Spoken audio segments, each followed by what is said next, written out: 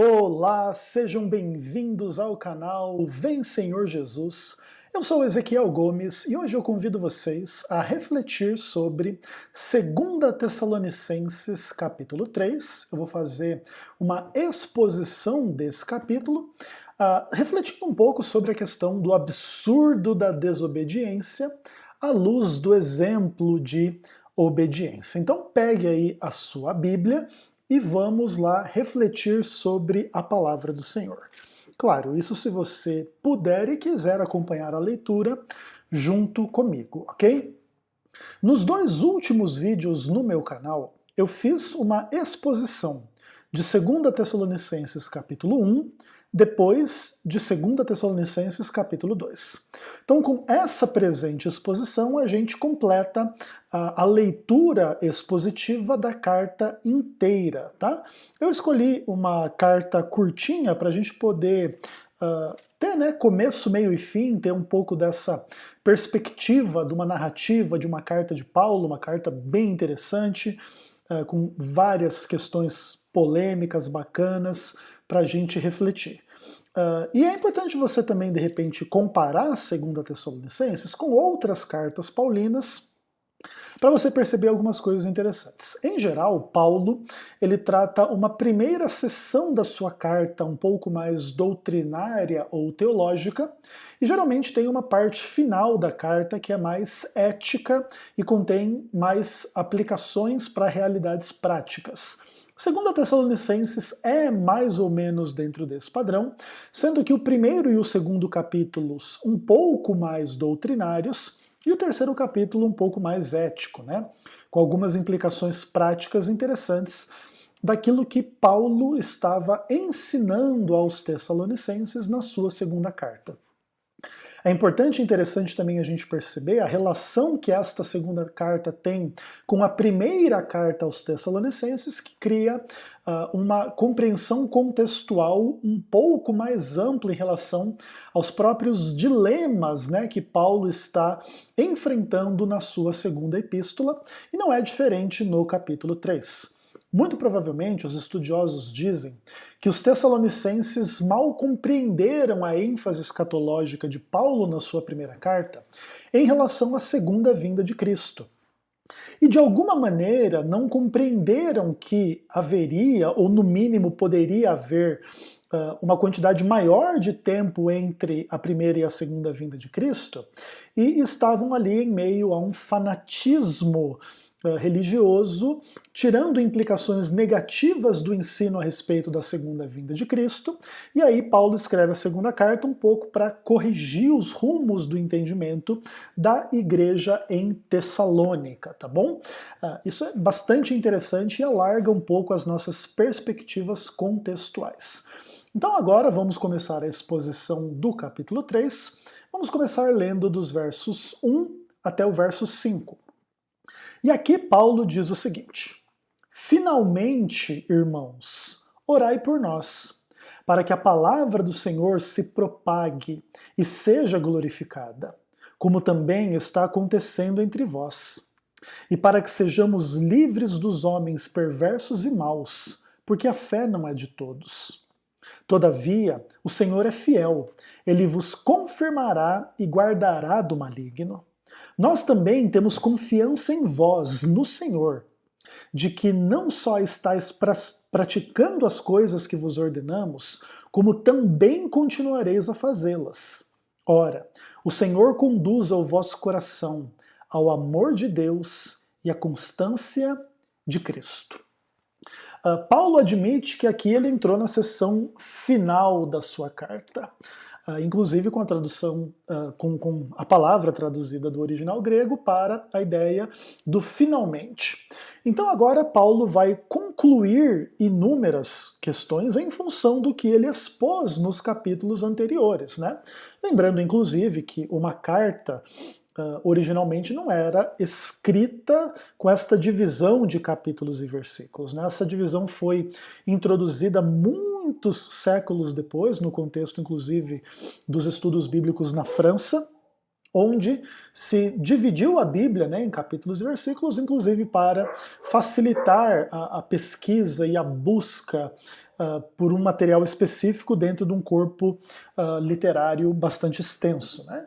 Isso, inclusive, se demonstrou muito útil, né?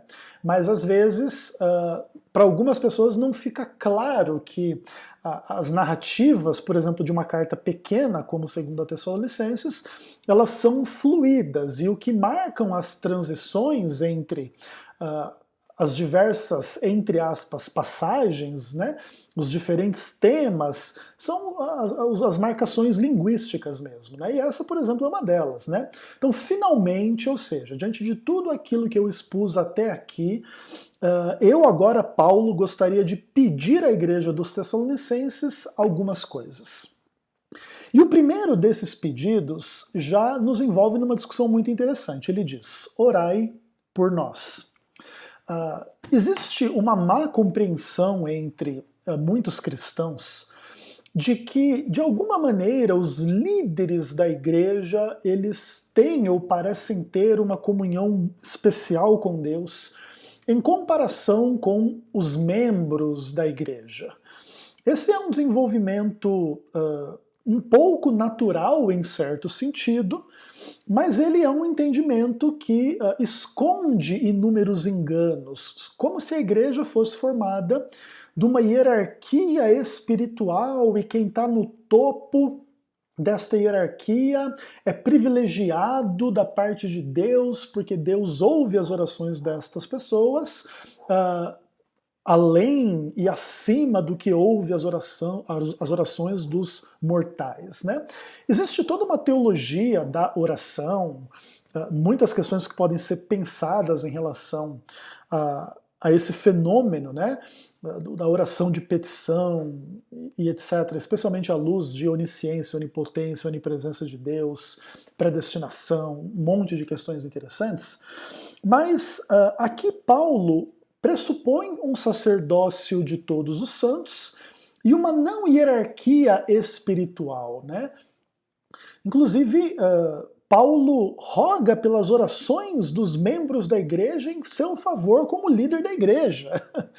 É interessante, às vezes até como os membros da igreja pedem que um líder ore, agora o líder, né, pede para eles, demonstrando que essa hierarquia que muitas vezes se pinta como uma pirâmide, uma empresa, um governo, com o apóstolo lá no topo, ela não corresponde à realidade exata da igreja. Depois, inclusive, refletindo sobre isso, Paulo diz que ele tinha a sensação que Deus colocou os apóstolos, que supostamente estavam no topo da pirâmide, em último lugar. É interessante isso, né? Demonstrando, inclusive, a subversão da hierarquia lógica do mundo do pecado, e estabelecendo vários princípios de liderança servidora e também de sacerdócio de todos os santos, que naturalmente também são desenvolvimentos doutrinários tardios em relação à produção do texto bíblico, mas que fluem do texto um pouco também por causa desse tipo de situação. Então aqui, bem interessante a gente perceber isso. Depois, Paulo diz que ele está pedindo esta oração em função de um objetivo que é muito interessante, para que a palavra do Senhor se propague e seja glorificada. Aqui existe uma forte atmosfera de sinergismo na relação entre Deus e a igreja na pregação do evangelho. Olha que coisa interessante. Paulo, conversando com os membros da igreja, pede oração da parte dos membros da igreja a Deus, para que a palavra de Deus se propague e seja glorificada,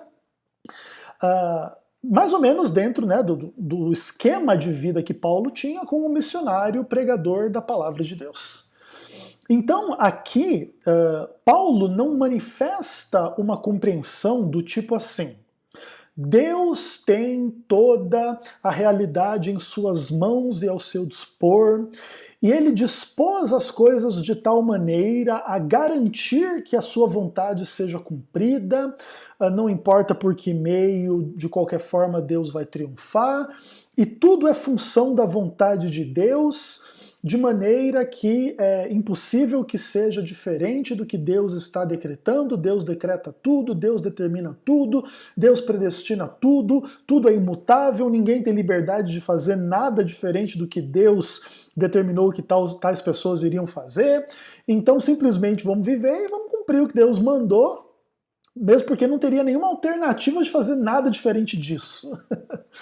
Quando Paulo pede oração aos membros da igreja, para que orassem por ele e pelos seus companheiros, né? Em especial aqui na carta Silvano e Timóteo, para que a palavra do Senhor fosse propagada e fosse glorificada, Paulo demonstra ter uma consciência de relação entre Deus e o homem.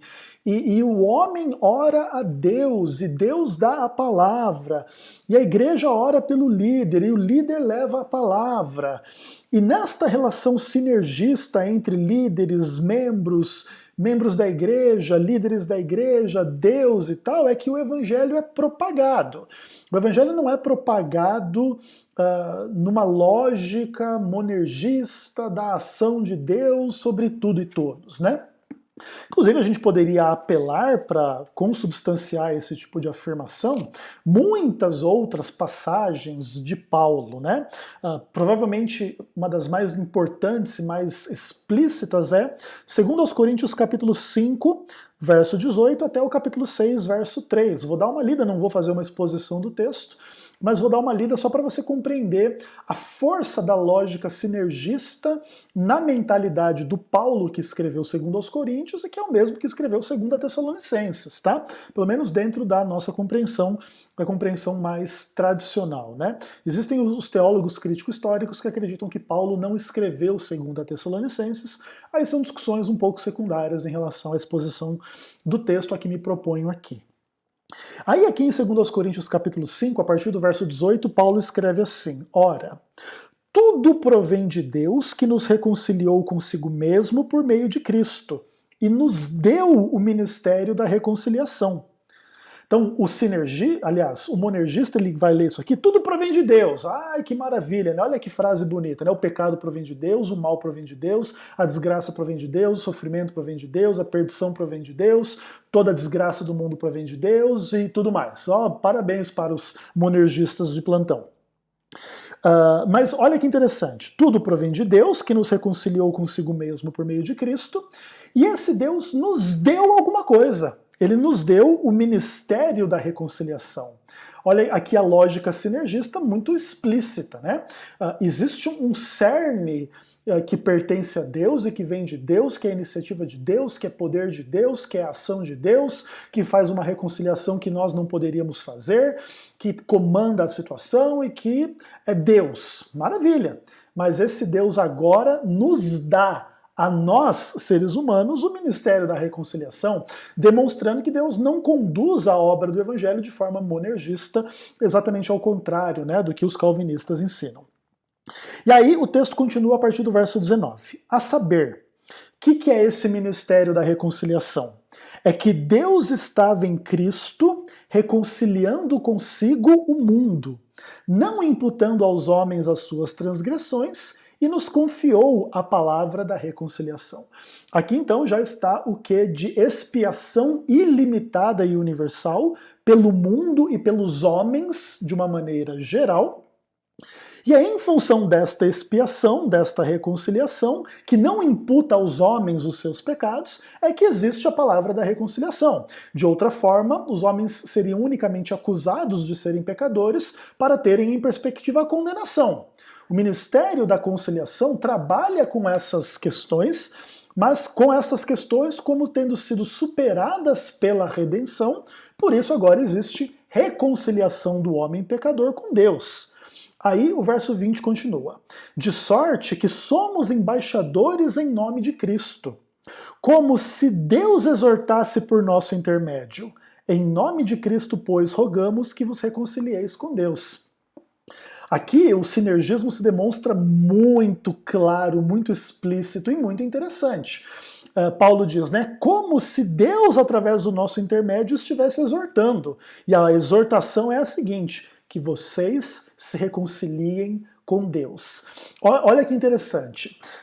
Deus fez a reconciliação por meio de Cristo. E agora ele pede que a gente, ou que as pessoas que ouvem o Evangelho, se reconciliem com ele. Veja como há uma via de mão dupla aqui. Se ao final de todas as contas alguém não será reconciliado, não é porque Deus não tenha feito conciliação por meio de Cristo, mas porque a pessoa, ouvindo o chamado para se reconciliar, rejeita a reconciliação.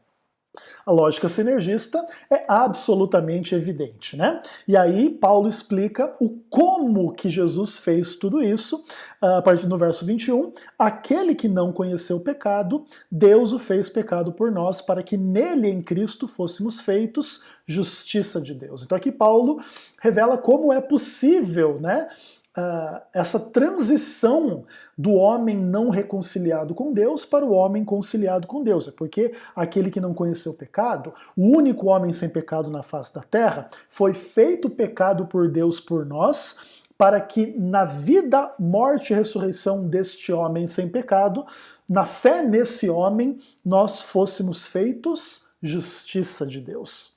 E aí o capítulo 6 começa dizendo assim: e nós, na qualidade de cooperadores com ele, também vos exortamos a que não recebais em vão a graça de Deus.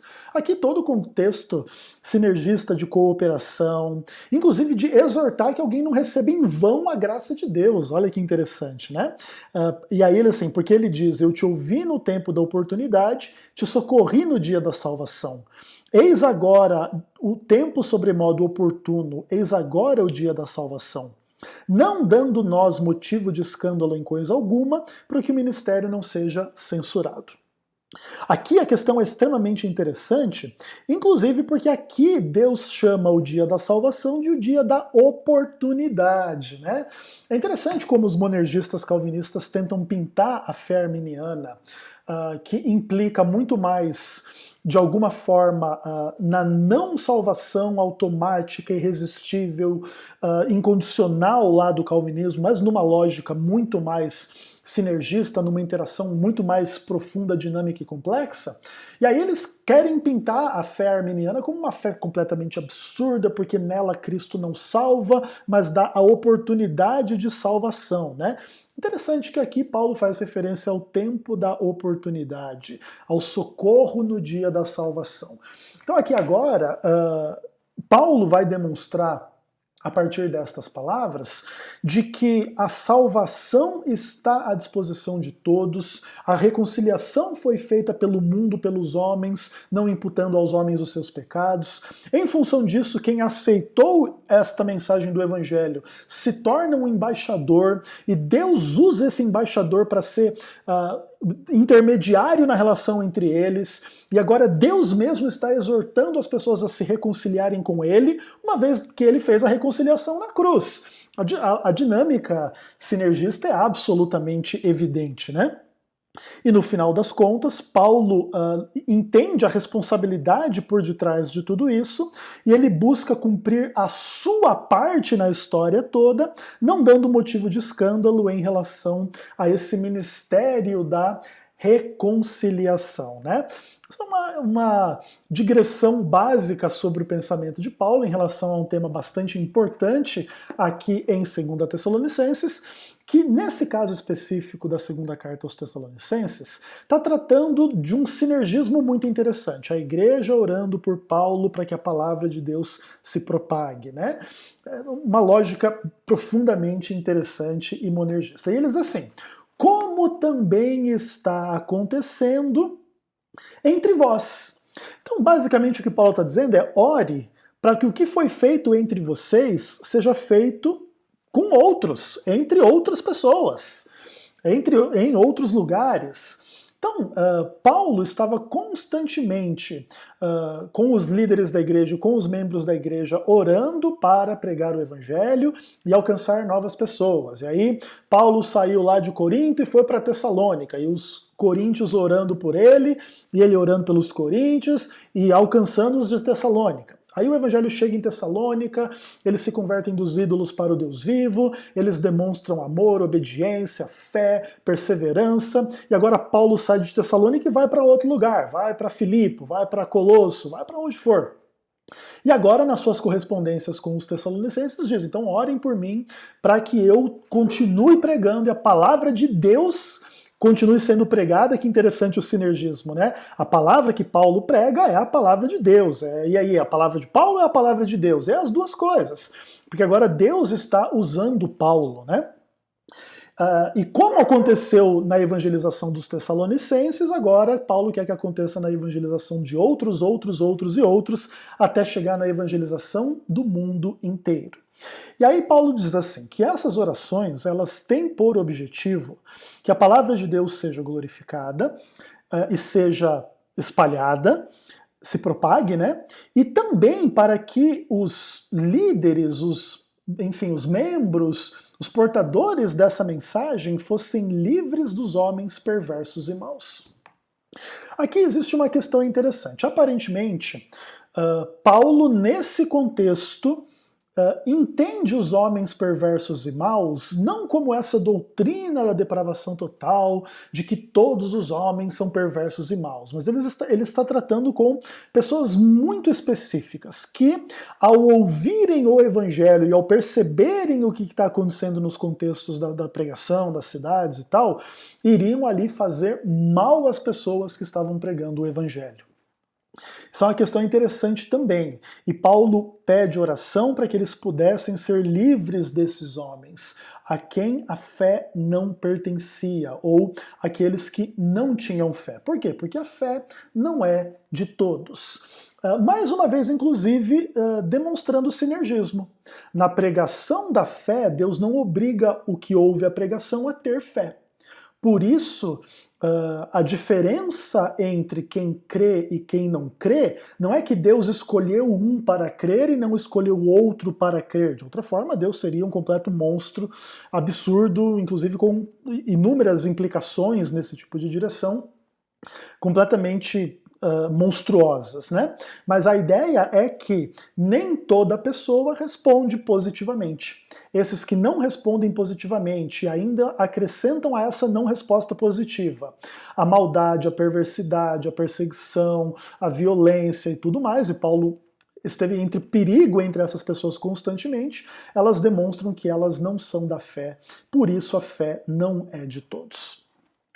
E para que os tessalonicenses não ficassem muito impressionados com a descrição da maldade no meio da pregação do evangelho, Paulo diz, né, todavia o Senhor é fiel, e ele vos confirmará e guardará do maligno.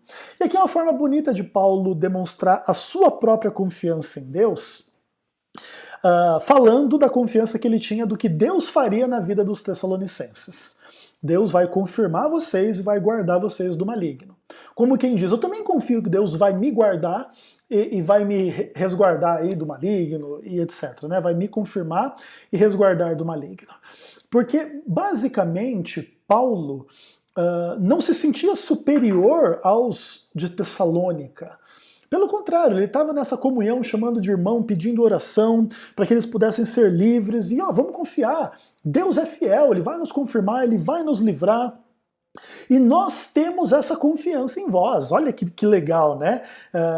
Imagina assim, Paulo, Silvano e Timóteo conversando e entre eles dizendo, cara, a gente confia que essa obra que foi feita em Tessalônica foi bem feita da parte de Deus e esse povo vai perseverar, esse povo vai orar, esse povo vai se envolver, esse povo vai estar no céu um dia pela graça de Cristo, né? E demonstra confiança neles. Aí alguém já poderia dizer, né? Mas lá em Jeremias 17 se diz que maldito o homem que confia no homem. Como é que Paulo está confiando nesses tessalonicenses aqui, né? Isso é interessante você perceber como que as narrativas bíblicas ou as frases bíblicas, elas têm contexto, né? Elas não são verdades que se aplicam a tudo e todos a todo momento, né? É verdade que maldito é o homem que confia no homem? Sim, é verdade. Mas também é verdade que Paulo podia confiar nos tessalonicenses, especialmente quando ele acrescenta a expressão no Senhor. Como é que ele fala? Todavia, nós também temos confiança em vós no Senhor. Paulo não tinha uma confiança no homem, pelo homem, através do homem, na bondade do homem que morava lá em Tessalônica, né? Os tessalonicenses. Não. Paulo tinha confiança nesses homens porque eles estavam no Senhor. E confiando no Senhor, podia confiar nesses homens. Confiando na obra do Senhor, que tinha sido aceita por esses homens, então sim, o Senhor seria fiel e iria confirmar, iria guardar. E eles tinham essa confiança. E olha que confiança interessante, de que os homens em Tessalônica, né, a igreja, as pessoas, eles estavam praticando a vontade de Deus e continuariam a praticá-la. Isso é muito interessante, né? Aqui também coloca o dilema se a salvação e se a pregação do evangelho tem esse quê de sinergismo entre Deus e o homem. Conquanto você nunca duvide da fidelidade de Deus, você pode ter um pouco de dúvida da fidelidade do homem. Por isso, na perspectiva da dúvida da fidelidade do homem, você exorta a perseverança. Então, Paulo confiava neles, no Senhor, de que eles estavam fazendo o que era correto e continuariam a fazer o que é correto. Interessante também, inclusive nesse caso, que o foco daquilo que é correto na vida dos tessalonicenses eram as coisas práticas mesmo, né? Não era uma fé teórica, são coisas práticas, porque a fé implica em prática, tá bom? Inclusive, isso demonstra por que a fé não é de todos. Se a fé fosse só um assentimento teórico de que há coisas boas e há coisas más, talvez mais pessoas teriam a fé. Mas quando essa fé teórica de que algumas coisas são boas e outras são más demanda de mim que eu desista das coisas más que eu gosto, daí não, eu tenho que abandonar uma prática que é má, mas que no final eu gosto. Eu posso concordar que não é muito bom você ficar saindo com a mulher dos outros, ou que outros homens saiam com a sua mulher. Mas isso quer dizer que eu vou ter que largar as minhas várias mulheres? Não, aí não, né? Então, como o evangelho não é simplesmente uma teoria, mas ele é a palavra de Deus que envolve as verdades doutrinárias, mas também os compromissos práticos, é por causa que as pessoas não querem ter esses compromissos práticos que elas, no final das contas, não têm fé, demonstrando a relação íntima entre fé e obras, entre fé e prática. Por isso, ao final das contas, no juízo, você pode simplesmente avaliar as obras das pessoas, que você vai descobrir quem tem fé e quem não teve, né? Inclusive, a gente falou um pouco disso no vídeo passado, beleza? Senhor. Ok. Aí diz que o Senhor deve conduzir o coração ao amor de Deus e à constância de Cristo, né? A oração de Paulo aqui agora aos Tessalonicenses é que o Senhor conduza o coração deles ao amor de Deus e à constância de Cristo. E aqui é uma coisa interessante que também tem muito a ver com o sinergismo que a gente está trabalhando, né? Paulo não diz, ele não ora no sentido de que Deus tenha amor por aquelas pessoas. Não, mas que o coração daquelas pessoas fosse conduzido ao amor que Deus tinha. Muitas vezes, dentro desse tipo de relação sinergista, a falha do homem em crer no amor de Deus dá ao homem a impressão que Deus não o ama. E o homem não vê esse amor, não sente esse amor, não consegue acreditar nesse amor, não consegue confiar nesse amor, num contexto de dúvida ou mesmo de apostasia. Um dia confiou, um dia creu, um dia se entregou, um dia sentiu, mas depois, em função, né, de problemas da vida, de tentações, de quedas, de pecados e de um monte de coisa, começa a descrer, né, destas coisas. Então Paulo admite toda essa lógica sinergista e ora para que Deus conduza o coração deles ao amor de Deus e à constância de Cristo, né? Mais uma imagem importante à luz da possibilidade da apostasia. Inclusive, Paulo acabou de falar no capítulo 2 do gravíssimo dilema da apostasia e agora ora para que os tessalonicenses não fossem parte desse dilema apontado no capítulo 2 e que tivessem, ao invés de apostasia, o amor de Deus e a constância de Cristo. Beleza? Tomar uma aguinha aqui. E aí, a gente vai para a seção praticamente final da carta e eu vou ler com vocês do verso 6 até o verso 16 São 10 versinhos aí para a gente dar uma lida, tá? Aí Paulo escreve assim: Nós vos ordenamos, irmãos, em nome do Senhor Jesus Cristo, que vos aparteis de todo irmão que anda desordenadamente, e não segundo a tradição que de nós recebestes. Pois vós mesmos estáis cientes do modo por que vos convém imitar-nos, visto que nunca nos portamos desordenadamente entre vós. Nem jamais comemos pão à custa de outros. Pelo contrário, em labor e fadiga de dia e de noite trabalhamos, a fim de não sermos pesados a nenhum de vós. Não porque não tivéssemos esse direito, mas por termos em vista oferecer-vos exemplo, em nós mesmos, para nos imitardes. Porque quando ainda convosco vos ordenamos isso, se alguém não quer trabalhar, também não coma. Pois de fato estamos informados de que entre vós há pessoas que andam desordenadamente, não trabalhando, antes se intrometem na vida alheia. A elas, porém, determinamos e exortamos no Senhor Jesus Cristo, que trabalhando tranquilamente, comam seu próprio pão. E vós, irmãos, não vos canseis de fazer o bem. Caso alguém não preste obediência à nossa palavra dada por esta epístola, notai-o, nem vos associeis com ele, para que ele fique envergonhado. Todavia, não o considereis como inimigo, mas adverti-o como irmão. Ora, o Senhor da paz, Ele mesmo, vos dê continuamente a paz em todas as circunstâncias, o Senhor seja com todos vós. Essa é uma sessão de implicações profundamente práticas do Evangelho em relação a questões sociais, familiares e de trabalho, que tem algumas implicações muito interessantes. Então, vamos lá. Paulo ele quer finalizar a sua carta, ele pede oração, ele quer que o evangelho seja propagado, seja efetivo, assim como está sendo em Tessalônica, que seja em outros lugares. E ele sabe que nem todo mundo vai crer, ele vai ser perseguido, e vai dar um monte de treta e um monte de problema, mas Deus é fiel e vai resguardar as questões. E agora ele escreve para os Tessalonicenses: eu confio em vocês, e que vocês vão continuar praticando as coisas que a gente ordena, e o Senhor vai conduzir o amor de Deus no coração e a constância de Cristo. E agora ele vai enfatizar algumas dessas ordenanças, né, que eles têm, que são mandamentos da parte de Deus e da igreja em relação a como se portar diante da vida no mundo, à luz agora da fé no Evangelho.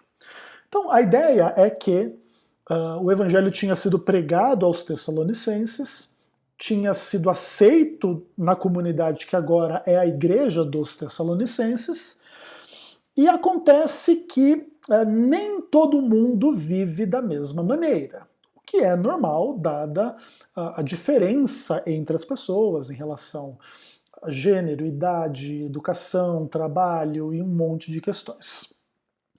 Entretanto, Paulo começa a trazer à luz a existência de algumas pessoas no meio da igreja que agora estão andando desordenadamente, não segundo a tradição que receberam dos discípulos, dos apóstolos, da parte da igreja. Inclusive, Paulo já tinha feito referência às tradições no capítulo 2, verso 15, né? Como é que se diz lá? Assim, pois, irmãos, permanecei firmes, guardai as tradições que vos foram ensinadas, seja por palavra, seja por epístola nossa. Então, Paulo já, inclusive, colocava o conteúdo das suas próprias cartas como tradição, né? Bem interessante. E aí existe toda uma treta no mundo da teologia em relação à tradição, especialmente por causa das críticas de Cristo às tradições dos fariseus e dos judeus, as tradições que iriam além da lei de Deus para cercar a lei de Deus, muitas vezes tornavam a lei de Deus um fardo, um peso, e faziam os homens valorizar mais a lei dos homens do que a lei de Deus, e Cristo fazia treta com as tradições. Isso depois vai ser revivido num contexto bem tardio de reforma protestante em relação ao catolicismo. Seja como for, Paulo está alheio às questões da reforma protestante, que vai vir 1000 e tantos anos depois dele, 1500 anos depois dele, mas ele está aqui tratando as questões das suas próprias tradições, que vêm de Cristo, que vêm da igreja, que vêm do Espírito Santo e que estão materializadas nos ensinamentos. E agora, esses ensinamentos dizem assim, que os tessalonicenses já estavam cientes de como que eles tinham que se comportar. Especialmente porque Paulo e os seus amigos, né, Silvano e Timóteo e qualquer outro, eles já davam o exemplo como que a coisa tinha que ser.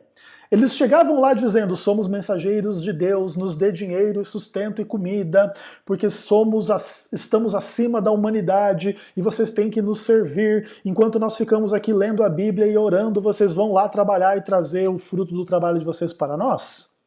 Não era essa a postura de Paulo e seus amigos no contexto da evangelização. Inclusive, Paulo fala com muita segurança a esse respeito. Nunca nos portamos de forma desordenada, não comemos pão com dinheiro do outro, mas em labor e fadiga, de dia e de noite trabalhamos para não ser pesado a ninguém. E isso por si só já era um exemplo para os próprios crentes que estavam aprendendo o que é ser crente com os discípulos, líderes, pregadores do evangelho. Tá? E aí ele fala uma coisa interessante, não é que a gente não tivesse direito de pedir de vocês o nosso sustento. Muito interessante também, tá? Mas o fato é que nós não fizemos uso do nosso direito para dar o exemplo para vocês nos imitarem nessas questões de trabalho, porque quem não quiser trabalhar, que não coma. Parece que vai ter treta grande em relação a essas questões de sustento e trabalho lá na comunidade dos Tessalonicenses. Só que aqui, se a gente quiser fazer uma digressão conceitual, a gente vai precisar retornar a algumas questões muito complexas nas interações sociais entre os grupos humanos em função do sustento, que na verdade revelam interações muito complexas entre as pessoas, tá? Imagina o seguinte, imagina o cara que planta lá as hortaliças, as frutas, os grãos, as coisas todas que você come. E aí vende para outras pessoas que armazenam tudo isso ou que industrializam tudo isso e colocam tudo isso para vender no mercado perto da sua casa. E agora você vai lá e trabalha com qualquer coisa e ganha o seu dinheiro com aquilo e compra aquilo e come. Você percebe que toda essa cadeia logística de produção e consumo, ela está totalmente interligada e todo mundo depende de todo mundo.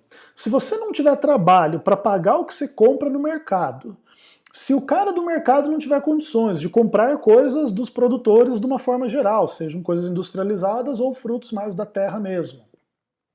Daqui a pouco, ninguém tem dinheiro, ninguém tem o que comer, ninguém tem nada. Então, na verdade, a humanidade é um grande organismo interdependente de membros interdependentes entre si. Né?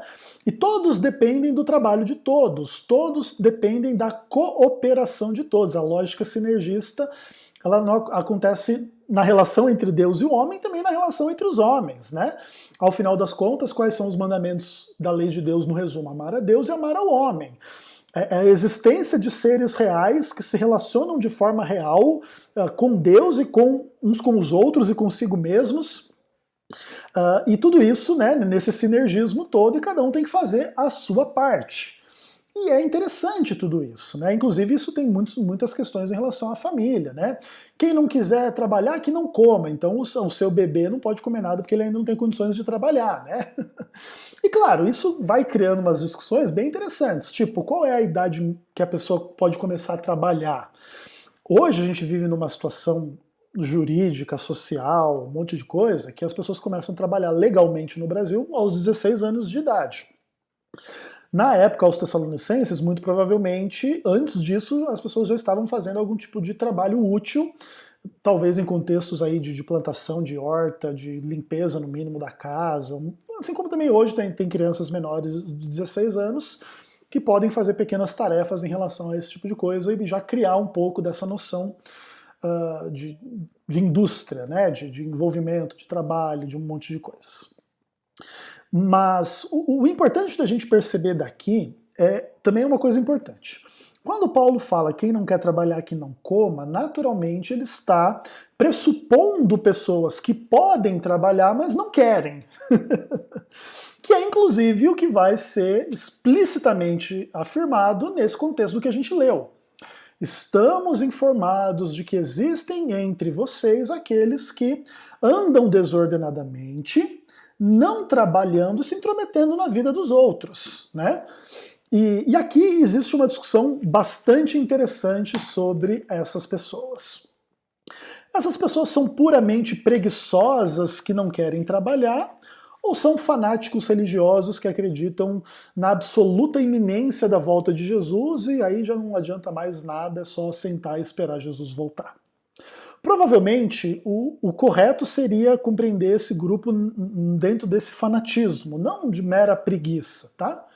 Claro, o fanatismo pode ter conduzido a algumas atitudes em relação ao trabalho e à família e à educação e a um monte de coisa, que com o tempo pode desenvolver preguiça e tal, e aí a utilidade que essas pessoas encontram para a sua própria vida, ao invés de trabalhar, inclusive auxiliar a pregação do evangelho, vai ficar se intrometendo na vida dos outros, quem crê corretamente, quem faz tal coisa corretamente, que inclusive é um problema bastante grave, sabe? Que a gente percebe um pouco, inclusive com o desenrolar dos séculos, na existência de algumas pessoas que não fazem nada de útil, mas querem tirar o seu sustento, tipo desses ministérios apologéticos da vida, sabe? Imagina um João Flávio Martinez, um CACP da vida, uma pessoa inútil para as questões úteis da vida, em grande medida, que agora, não trabalhando um trabalho normal, quer ficar se intrometendo na vida dos outros, na igreja dos outros, o que é correto, o que não é correto,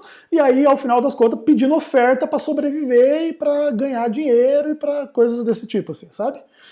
É complicado, né? Naturalmente, o auxílio mútuo entre os cristãos em relação ao sustento, oferta, dízimo, trabalho e um monte de coisas, elas vão muito além do que Paulo está dizendo aqui, tá? Inclusive ele próprio mesmo diz, ele tinha direito de receber dinheiro lá dos Tessalonicenses, mas não recebia para dar o exemplo, tudo bem. Mas vamos pensar que fosse um outro grupo de líderes que estivesse ali e os Tessalonicenses ajudando eles a se manter, não seria errado, a não ser que se descambasse para uma desordem, onde ninguém quer trabalhar e quer ficar se metendo na vida dos outros. Aí, de fato, o próprio evangelho está sendo deturpado nas suas implicações e aplicações práticas da vida, tá bom? E é uma coisa interessante aqui, né? Ele fala assim, né?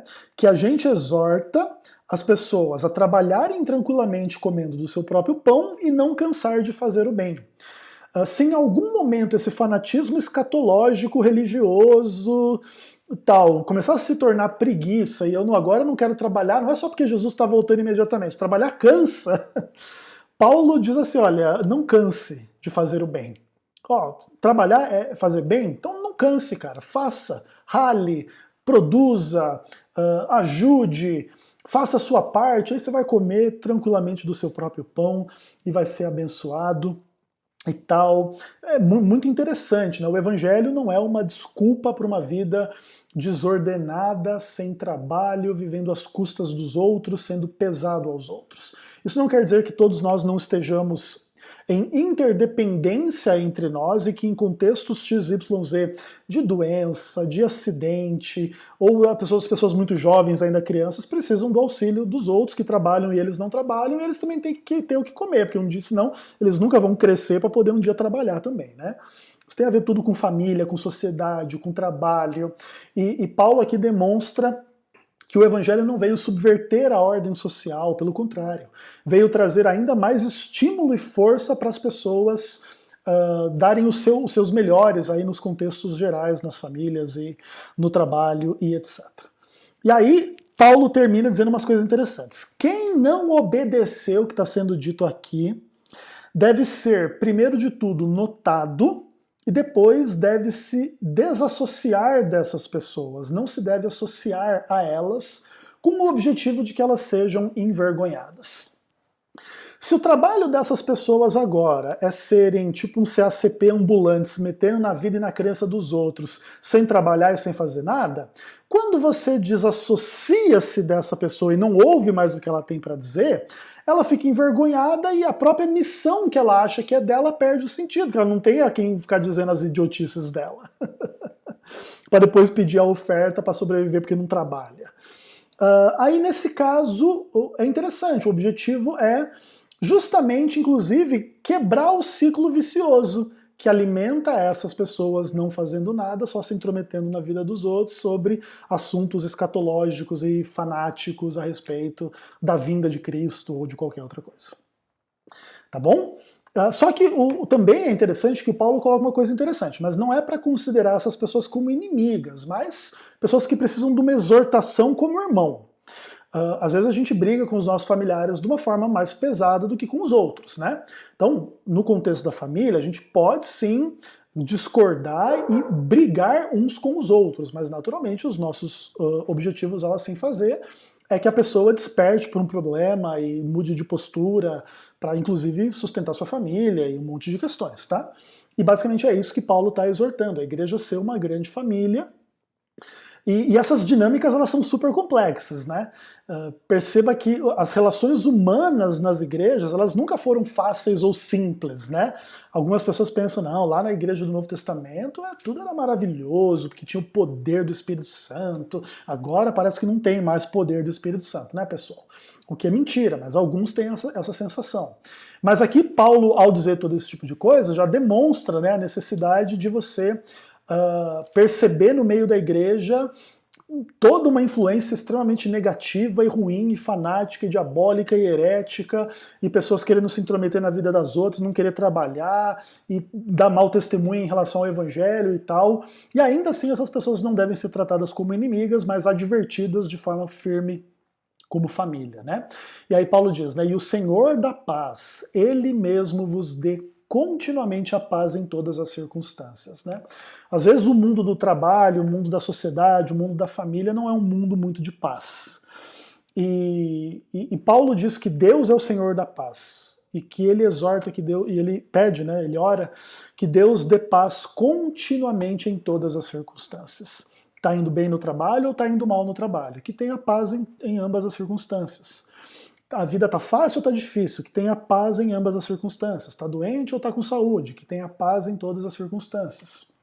E assim, pessoal, eu queria terminar um pouco da exposição falando de uma coisa bem importante que tem a ver aí com o título, né, da mensagem que eu escolhi em relação a essa exposição. Como que é absurda a desobediência à luz do exemplo de obediência. Dentro de tudo que a gente está lendo aqui em 2 Tessalonicenses, existe uma questão bem importante. Os Tessalonicenses, eles estão recebendo um exemplo de obediência sólida, bem acessível, na cara deles. E essa não é uma questão de menos importância. Os Tessalonicenses estão conhecendo pessoas que pregam e vivem o Evangelho. Essas não são pessoas perfeitas, inclusive elas pedem oração, elas têm medo, elas querem ser livres das coisas do mal, elas também têm ansiedade, elas também estão ralando na vida, elas trabalham dia e noite. Ainda assim elas estão confiando em Deus, e estão seguindo e vivendo e pregando o Evangelho e tudo mais. Então os Tessalonicenses, que estavam desobedecendo as questões no meio das coisas todas, eles estavam fazendo isso, sabe, na cara de Paulo e seus companheiros que estavam pregando o Evangelho e tudo mais. Você vê como é que a coisa é absurda. E aqui o exemplo nem é Cristo, que alguém poderia dizer, não, mas Cristo é um exemplo absolutamente perfeito, eu não nasci de uma virgem, eu não sou Deus, eu não sou perfeito a minha vida inteira. Então, tipo assim, eu tenho uma desculpa para dizer que eu não sigo o exemplo de Cristo. O que também não é uma mentalidade correta, uma vez que o próprio Cristo também serve de exemplo para nós, ainda que não em tudo, mas em muitas questões e nas questões, né, que de fato tem que ver com a vida humana. Se Jesus foi fiel até a morte, nós devemos ser fiéis até a morte. Isso não quer dizer que nós somos iguais a Cristo ou que podemos ser iguais a Cristo, a realidade é que não. Mas o exemplo extremo de fidelidade dele deve nos fazer buscar a nossa fidelidade ao mais extremo possível. Tá? Nunca igualaremos o modelo, mas sempre lutaremos para cumprir aquilo que a palavra de Deus pede. E aqui o exemplo nem é tanto Cristo, conquanto indiretamente seja, né? Porque ele é o exemplo dos discípulos que estavam trabalhando, que estavam ralando, que estavam fazendo as coisas acontecerem. Cristo passou 30 anos da sua vida aí fazendo só isso. Depois, lá no contexto do ministério de Cristo, tem umas coisas interessantes lá, né? As mulheres ricas e que aparentemente meio que bancam algumas coisas, né? Depois também Jesus vai ter que pagar imposto, ele vai lá e manda Pedro pescar e tem uma moeda na boca do peixe, né? Então são questões interessantes.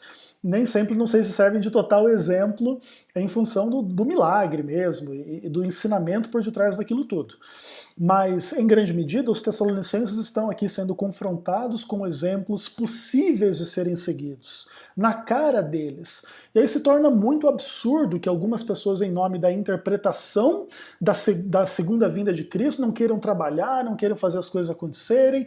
Poxa, as pessoas que pregaram a segunda vinda de Cristo para eles não estão seguindo nesse caminho. Imagine que eles, agora a gente entendeu a segunda vinda, vão parar de trabalhar.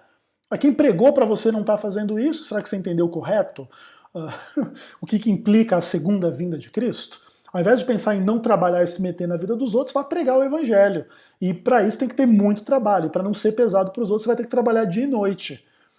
Entende?